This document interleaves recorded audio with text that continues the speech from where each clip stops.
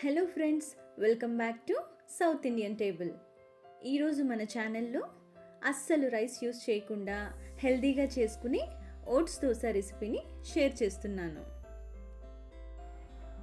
Recipe ఎలా చేయాలో చూసేద్దాం రండి. ముందుగా ఒక బౌల్లో 2 గ్లాసుల ఓట్స్ వేసుకొని నీట్గా వాష్ చేసుకొని వాటర్ పోసుకొని నానబెట్టుకోవాలి. ఇప్పుడు సేమ్ గ్లాస్తో 3/4 గ్లాసు మినపప్పు, 1/4 గ్లాసు పచ్చిశనగపప్పు ఈ రెండింటిని బౌల్లో వేసుకొని కొంచెం వీటికి మెంతులు కూడా యాడ్ చేసి నీట్గా వాష్ చేసుకోవాలి. ఇప్పుడు వాష్ చేసుకున్న మినపప్పు ఓట్స్ని 5 అవర్స్ నానబెట్టుకోవాలి. చూసారు కదా, 5 అవర్స్ తర్వాత ఓట్స్ చక్కగా నానిపోయాయి. ఇప్పుడు దీన్ని సాఫ్ట్గా మిక్సీ పట్టుకోవాలి.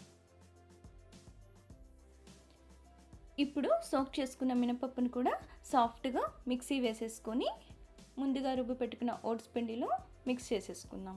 చక్కగా ఇలాగా చేత్తో కలిపామంటే ఫెర్మెంటేషన్ బాగా జరుగుతుంది. ఇలా రుబ్బి పెట్టుకున్న పిండిని రాత్రంతా బయట ఉంచితే నెక్స్ట్ డేకి చక్కగా పులుస్తుంది.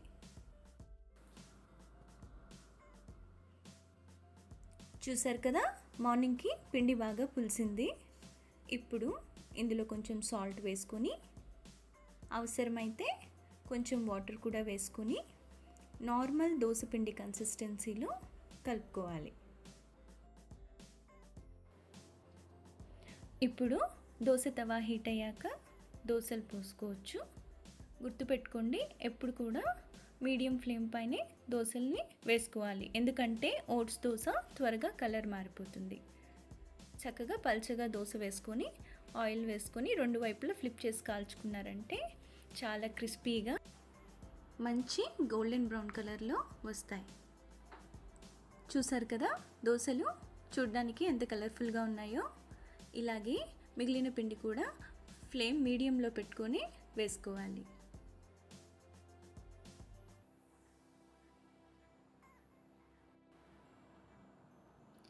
ఈ ఓట్స్ దోశలు మనం అస్సలు కొంచెం కూడా రైసే యూస్ చేయకుండా చేసాం కదండి, అయినా కూడా చాలా టేస్టీగా ఉంటాయి.